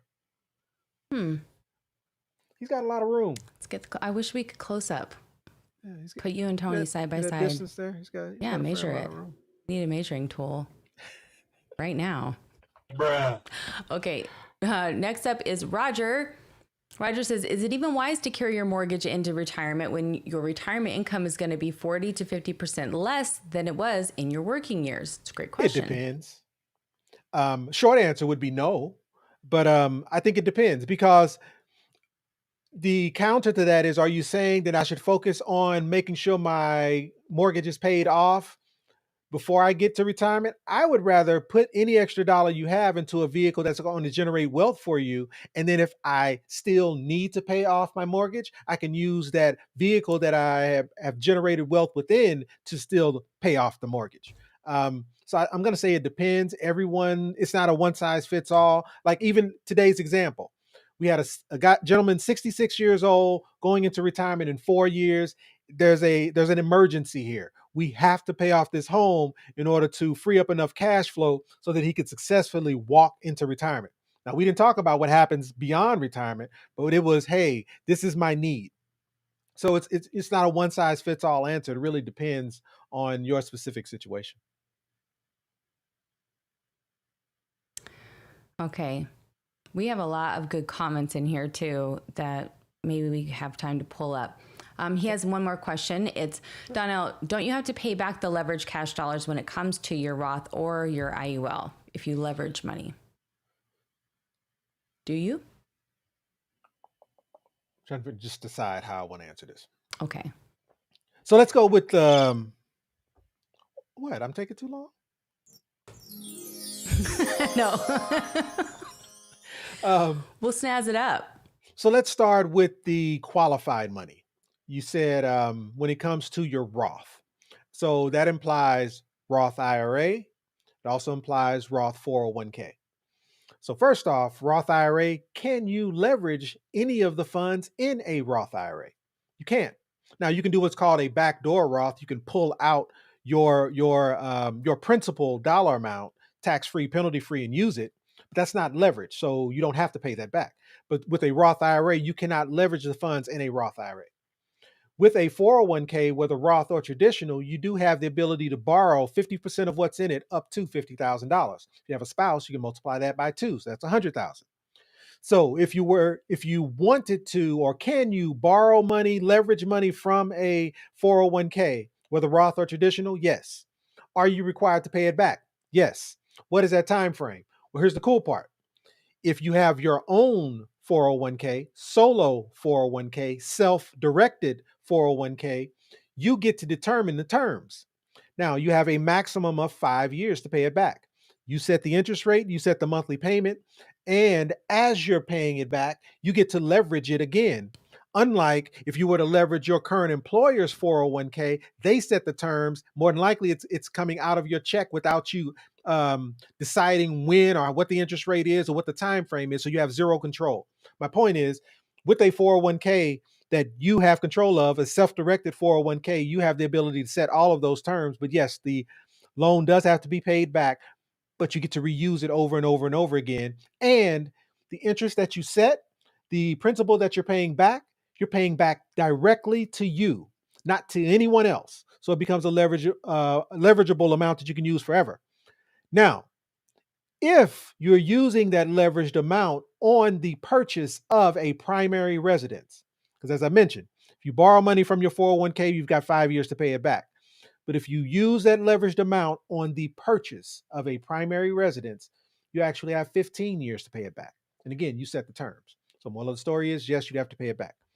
As it relates to a properly, so I'm going to reword your question. I'm not just going to say IUL because there's thousands of them out there. If we're talking about a properly structured index universal life insurance policy using the MPI strategy of leverage. So if we're talking about specifically the vehicle that I was walking through today, a leveraged IUL, do you have to pay back any leverage that you take, any loan that you take out of that product to be able to use as income? Well, the answer to that is it depends. Depends on when. And again, I am very intentional on what it is I show. If we're talking, I'm at the point inside of this policy where I am now taking income from this policy. If you notice the numbers I use, I am very intentional. What am I leveraging? What am I using? What am I borrowing? If it's a dollar amount of $1 million in cash value, most likely you're seeing, if it's $1 million in cash value, you're seeing the leverageable dollar amount that can be used as income somewhere around the 10% mark. Why? Well, 10% of $1 million is around $100,000 a year. If I'm leveraging or I'm taking $100,000 in income, the assumption is I have to pay it back. For my infinite banking people, if I'm borrowing money from my cash value life insurance policy, I have been conditioned to understand that I have to pay that dollar amount back. But if it's properly structured, when you are leveraging that 10%, what's actually happening inside your policy is your $1 million is making on average somewhere around 13 to even up to 18 to 20%. So just using that 13, if my $1 million is making 13, but I just borrowed 10, I'm making 13, I borrowed 10, what is there to pay back? Because I'm actually making more than I've leveraged. So there is not a requirement to pay that dollar amount back. And the performance inside of my policy is actually getting better because I borrowed less than what I'm actually making. Now, that's at $1 million. What if I'm 2 years into the policy and I want to borrow $10,000 to go fix a roof due to a tornado? My policy is not at a point where I'm making 13, 14, 15% on the dollar amount that I have. So because my policy is not at that point, any dollar amount that I leverage or borrow, I should absolutely 100% pay it back because I want to get my policy to a point where I can leverage it and not be concerned about it. But early on, that is not the case. So again, it depends. It depends on when you're wanting to leverage this dollar amount inside your policy. If you go by the rule of thumb, I will forever pay back what it is I use. That's fine. There's no harm in that. But the key is depending on when determines whether or not you should or not. Go ahead. Yeah. Well, Words. we're going to move on. Yeah. Okay. My Money Paradise, I wanted to pull up this comment because it's so significant. When you learn better, to do better, you do better, right? They say, my employer pushes a set it and forget it strategy towards retirement. I'm sorry, but it's not in me to be passive about me and my family's future. Why? Why would your company? Amen to that, okay? Yeah. Why would your company 5 stars? Highly recommend that attitude. push a set it and forget it mindset? Why? Who benefits from you not being concerned what Fidelity's doing? Who benefits from you not being concerned whether Morgan Stanley did or didn't make a change in your account? Who benefits? It's definitely not you. Yeah. Yeah, and learning all this stuff is confusing, right? So it's essentially them also suggesting that you don't need to spend the time to have control, to manage, or to understand all of this. That's really too complicated. And you know what would be better? If you just focused on your job. Way more attractive, right? Right. than like doing math and stuff. So that's really where this comes from. And honestly, the majority of people in these HR positions who have you fill out the paperwork, who are offering these vehicles or what's available through this company, a lot of them are retention tactics, right? To keep you there so that they can build and grow and scale their business. But a lot of them don't even understand what it is that they're selling. That's the part. They have they're doing their job the same way they're asking you to do yours. That's right. And a lot of people, there's one quote, I'll just skip here. There's one quote from the Retirement Gamble documentary that I love. And she says, the 401k is the most expensive product and no one even understands how much it costs. I love that. There are so many times I'll get on a call with someone and I'm breaking down how secure compound interest account works and how your money can grow. And they jump right into, well, what are the fees? Like, how does this cost? How much do you make? Like, what happens when this occurs and what happens over here? And imagine if we took that same perspective with the 401k. Yeah, Like, because we love who the has questions. ever asked? Yeah. Go ahead. Well, no, we love the questions, but you're right. Like, we feel very comfortable asking them in environments where we're safe to ask them. We can be our own best advocates outside of these other spaces, right? But what if they told you, like, who cares what the fees are? Right. This is what we offer. So are you going to do it or not? Because that's pretty much, tell me that's not been the attitude that you've received. If you were to ask questions, could they answer them? Or would they just hand you the packet and be like, it's in there somewhere? Page 364. I have never seen a fee breakdown of a 401k. Yeah, me neither. Never. Or somebody be able to point to it, right? This is where it is. Like, who's read that? It's almost like saying, is there terms and conditions on your iPhone that say, who's read all the terms and conditions? Bruh. Stop lying. Nobody's read it. Nobody's reading it. Okay, Ida says, to open an IUL, is a blood test required? We got some HELOC questions coming. Yep. So okay. Not all life insurance policies require an exam. Not all. But specifically, if we're talking about a properly structured leveraged IUL. What is the goal of this properly structured leveraged IUL? The objective is to put a vehicle in place that you can contribute to that at some point you can use as supplemental income. Like there's an objective for you to be able to leverage it and use it as income. But let's peel back what it is we're actually talking about. What's actually happening here is you are saying to the life insurance company, I believe I am an asset. And I need for you to treat me as an asset and therefore provide me a product that if something were to happen to me, my family's taken care of. And in addition, I want to be able to leverage me as the asset to be able to pay bills, retire, fire my job, take action. So the life insurance company goes, okay, you're an asset. Let's take the position of the life insurance company. When was the last time you bought an asset and didn't get an inspection done? When was the last time you bought a car and didn't test drive it? When was the last time you bought a home and didn't get an inspection done? You haven't. You would not buy a rental property. You wouldn't buy a primary residence without making sure there's no roof leaks, right? So if we're going to tell the life insurance company that we are an asset. We hope they would. Right. If you're going to tell the life insurance company that I am an asset, the life insurance company is going to say, I believe your words, but we need to make sure there are no roof leaks. We just need to make sure there are no termites. So you do have to, in most cases, you do have to get an exam. And in most cases, that exam is pretty basic. It's a traveling nurse coming to your home, weighing you, measuring you. You might have to pee in a cup and they may have to draw blood. But it's a very simple process, usually takes about 15 minutes. And in some cases, depending on the life insurance company you go through, there's not even that. It's a phone screen. It's someone on the other end of the phone asking you questions like, do you smoke? Do you drink? Do you do drugs? Are you healthy? You answer yes, they ask clarifying questions. You answer no, they move on. But in most cases, that is the exam. But the moral of the story is, hey, because you're an asset and because what you're looking for is something other than just death insurance, I'm looking for a vehicle that I can leverage and use as income. Yeah, there's an exam that may be required. Great okay, question. and on that note, though, like you were saying for the home inspection, is there termites? Let's say you have termites. Right. that's something that can be addressed, right? Like you have termites. Let's I be didn't really specific. mean, Let's say you have high blood pressure, yeah, right? Does that mean you won't qualify? No, that's not what that means. But let's compare me with high blood pressure and sweetheart you who's perfectly healthy. If we are both walking into the same place to be assessed as to whether or not we are assets, the life insurance company will view you as a preferred plus non-tobacco. There's no problems with you. Let me give you the best rating possible.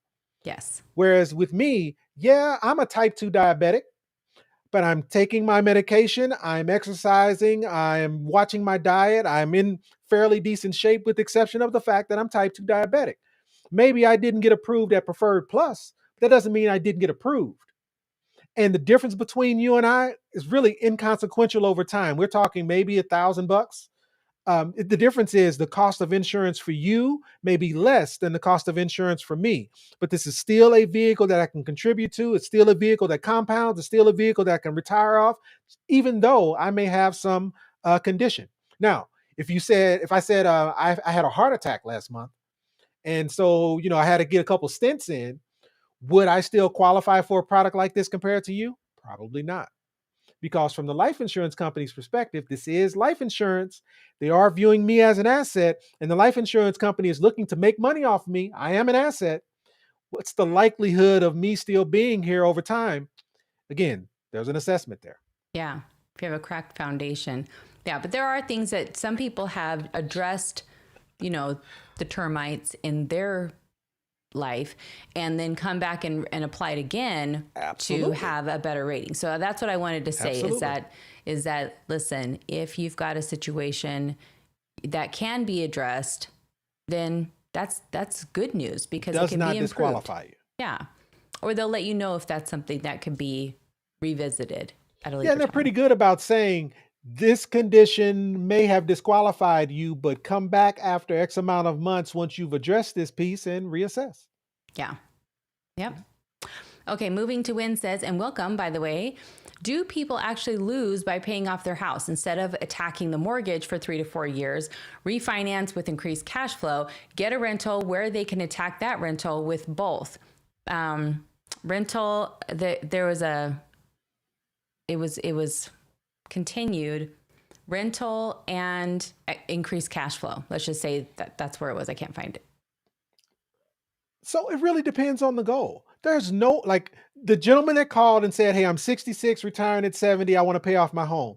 I I didn't um, I didn't berate him and say, "You know what? That's not what you want to do. What you really need to be doing is getting that money compounding." So no, it's there's a need, there's a gap that needs to be closed. There's no harm. There's nothing wrong with paying off your home. Let's just make sure we understand the goal. Don't confuse this temporary goal with the major one that we're walking by and we're missing. Meaning, is it about paying off the home or is it about, I want to have enough income available to me so it doesn't matter what the mortgage payment would be. It doesn't matter whether I do or don't pay off this home. I'm really just wanting security. I'm really just wanting to be able to put my money in a position so that it's working for me. I really just want to be able to fire my job at 55 versus having to work till 72.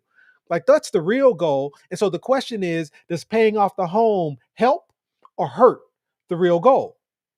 Maybe paying off the home assists because now that I freed up that cash flow, I do have enough compound cycles left to be able to put my money in a position to work for me. Or maybe if I spend 10 years to pay off this home, I'm now 10 years older and that impacts my ability to have a vehicle that I can leverage and use it for income. So it's not a one size fits all and there's no harm in it. It's just understanding what is the true goal and make sure you don't get in the way of accomplishing the real goal. I have a question. Are these rentals, are they owned by you personally or are they owned by an LLC and therefore they're under a different umbrella? And the reason why I'm asking is where your leverage is too, in the vehicles that you have to be able to leverage to accelerate the size of your machine. I think it's very smart to focus on increasing cash flow, lowering your overhead so that you can increase your spread, right? Like that makes absolute sense. Yeah. But that's where I think that's why we did this live stream was because it's not a this or that People prioritize. We're reorganizing it so that you can achieve both this and that. But if what your dollars are doing right now is waiting for the market to grow them, right? Now you're dependent on that. They're not actually out there working for you. So you being able to reduce your cost avoidance, right? That's one strategy. That's what a lot of people do, is focus on how can I reduce my overhead. That's one strategy, and there's many ways to 10. And that's why we can't just say 10 is the best number, right? It's all of the components added up to get to 10. So a lot of people have different variables. Maybe you have 3 2s and a 3, right? And so now we got to find what's missing.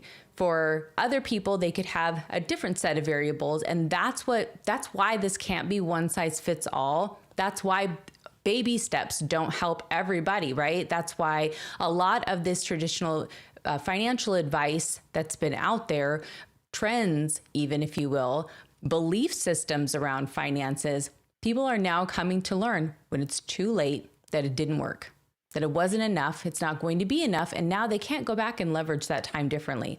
So that's why we have to find the this and that. These are and assets that we're talking about and strategies that we're talking about, but how you prioritize them matters greatly.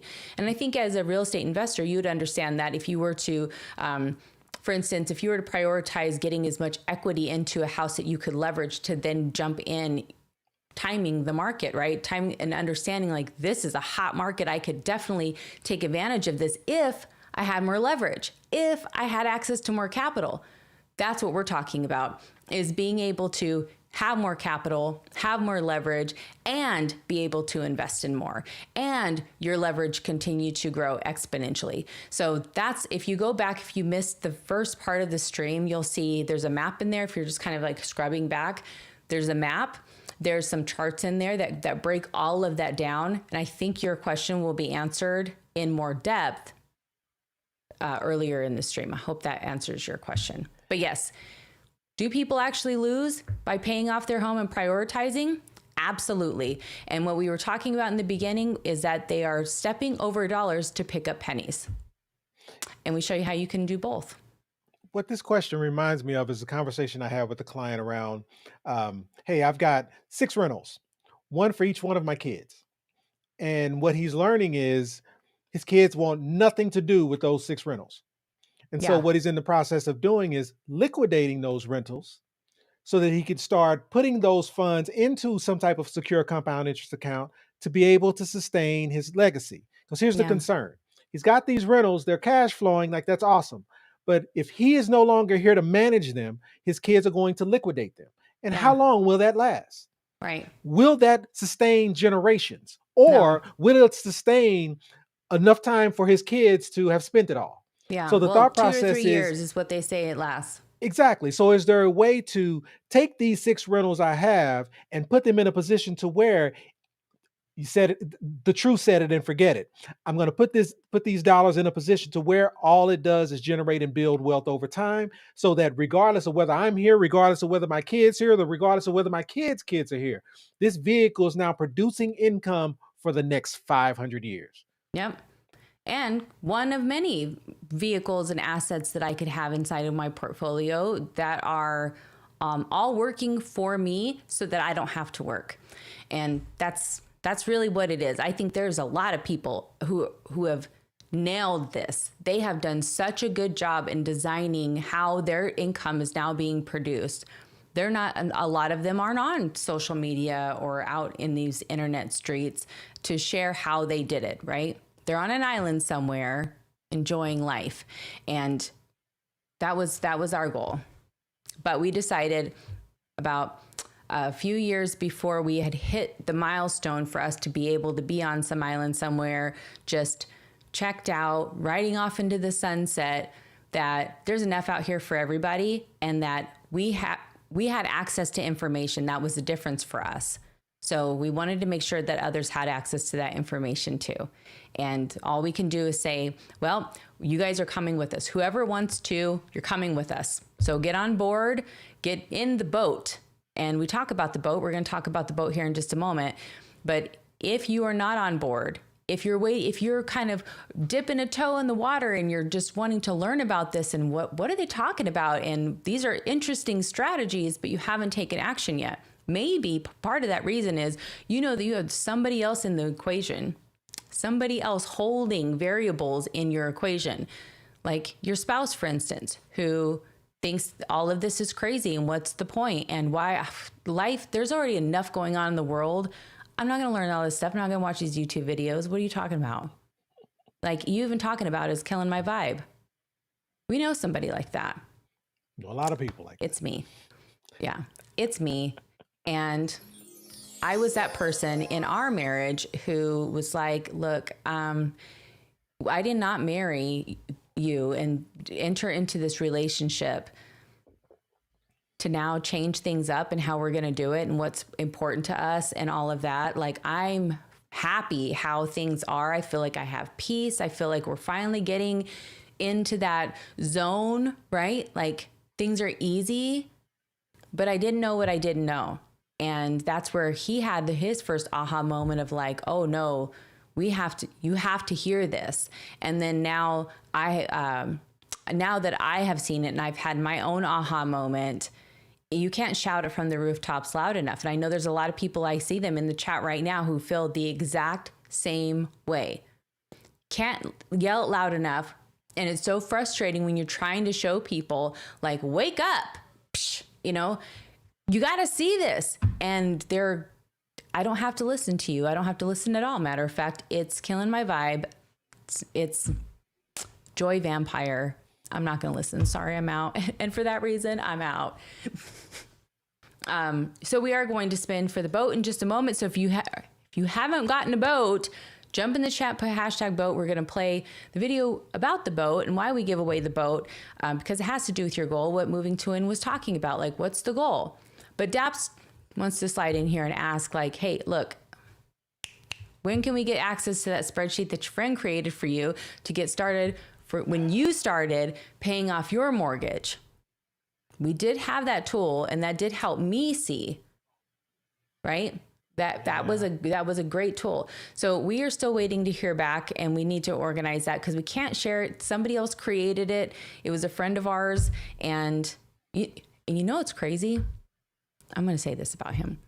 He is like an Excel wizard. Like, he's got a YouTube channel, if I'm not mistaken. Do I have wizard? Oh my God. Suspense, wizardry in Excel. He is not on social media talking about it though. Kind of. He's on the Nextdoor app and he has like hundreds. That is where he is. Yeah, he's a huge group on the Nextdoor app of all places. That's just what he was comfortable with. And of all the things to be doing on the Nextdoor app, you could also be locally in an Excel club, Excel spreadsheets. Weird. Yeah, in the sheets with your neighbors. In the sheets with your neighbors. You could be on the Nextdoor app. And I don't know, maybe he shared it in there. We're not in there, obviously, because you can't be in there unless you live in the vicinity. Yeah. So Daps, check back because we will share I'll work on that. Yeah. I will. I'll work on that. Okay. So what's the goal? We were talking about that. And how could the milestones that you set along the way, how could it impact the goal? How could it be better? Could it be more efficient? Do you realize now that by setting a goal such as paying off your home early and the way that you prioritize those milestones, how it could impact things if you are not seeing what's ahead and you're not making room for the consideration for what's ahead, inflation, right? Being the biggest one.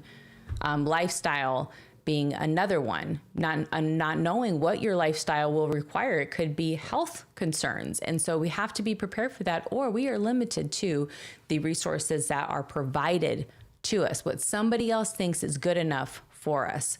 We've had so many people who did all of the right things. And that's really the craziest part of all this, is that they did all the right things. And still, when they do the math all the way through, it is not enough. How is it possible that somebody with far less resources is able to build complete financial stability with less money? It's because they're taking advantage of compound cycles and time, right? And they're allowing that money to just grow and like employees for them. That's why. So all of that's to say that if we don't know where we're going, any road will take us there. And then we just have to play the F around and find out game and figure out where we're getting off. Where is it? Where is this road taking us? And it's a game of surprise. Or we can strategize, we can get really serious, and we can be strategic about where we're allocating those funds, how we're allocating those funds, how these machines work, understanding what to expect as the outcome of these machines as well. Anything else you want to add before we play the boat? I think you said it very well. Okay, so on that note, in regards to your goal, asking yourself, is what you're doing right now helping you achieve it? This is why we give away the boat, because it is tied to one of the most inspirational stories that we have run across to date. And it's a question that we ask inside of our own home all the time because of this reason. In 1998, a British rowing team dreaming of the Olympic gold found themselves ranked 7th.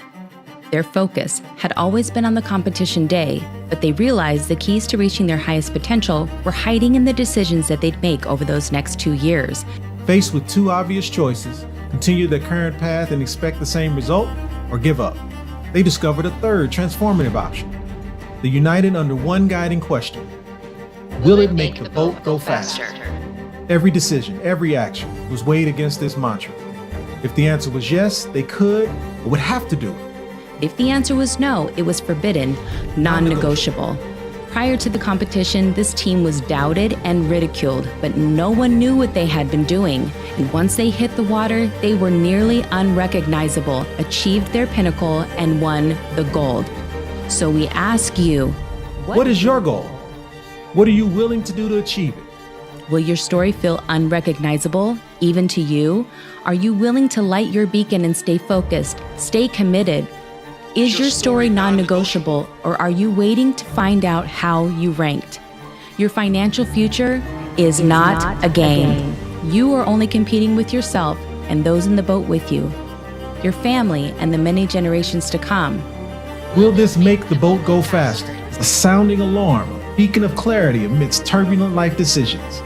It's not just about speed, but direction, purpose, and an unwavering commitment. Every choice, every sacrifice aimed at the goal. The first agreement this team made was to become fully self-directed, making their health their wealth, adopting a new perspective on their time and freedom, and the decisions they could fully control to reach their goal. Will we make your boat go faster?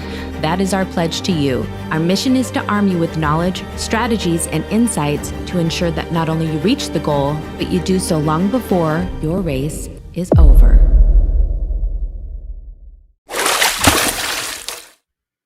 Okay, here we go. We've got quite a few hashtag boats in the chat. If you've won a boat before, also make sure that you claim it. It's okay if you claim it late. We don't care. We don't care. Get your boat. All right, let's see who's gonna win. I'm trying to spin. Is it not working? No! Okay, let me try. You know what? We're gonna reload it. This thing. Oh, was it working? Did you see it? Can you? Looks like it's loading. Y'all, we are gonna have to, here we go. Okay, is it working on the stream? Maybe it's working there. Okay, start the giveaway, I'm clicking it. We're gonna have to pick somebody from the chat then, because this isn't working and I didn't have the other thing loaded up just in case, because it has been working. So let's just pick somebody. Want me to do it? Yeah. Since we have 7 total participants in the spin. Dang it. Yeah, just you pick somebody. Right. And then if We you got didn't Money win, come back. Paradise. Who is it? Money Paradise. Money Paradise. That's normally you get confetti. There we go. That's it. That's your confetti. Okay, congrats on winning the boat. Thank you all to everyone who's tuned in and participated in the chat. You know, that helps push us out when you guys comment, when you like this stream. If you haven't liked this stream, some people jumping in at the last minute here to tell us like they've gotten value. If you're getting value, that helps us understand, like, was this a valuable live stream? We will do more of this kind. That helps us gauge, right, how valuable they are. Yep. So your feedback is important to us. Your time is also important to us. And we know that time, as we've talked about for the last 2 hours, is the most valuable asset that we have. Is there anything else you want to add? Yep. So Money Paradise. Go to selfdirected.com/live. Oh, yes. And scroll down and put in your information so you can collect your boat and the vision board package that we're going to send you. So please just put your information in so we can get it sent out to you. And congratulations. Congratulations. Yes. Forgot to share how to get your boat. And come back and win a boat. Again, for anybody who hasn't gotten a boat. Sometimes people like, can I get one for my kid or for my spouse or for, yes, you absolutely can. And people have won multiple here. Jump in the chat. Yeah. We're here every Sunday, Pacific Standard Time, 6 p.m. For now. Yeah. Arizona doesn't change times. And so that's where I lack the confidence in sharing time zones because we change. And then there's like a PTSD about it twice a year where we have to remember what other time zones, what time it is in other time zones, and remind everybody that we got left behind somehow. Why aren't we fixing this? Okay.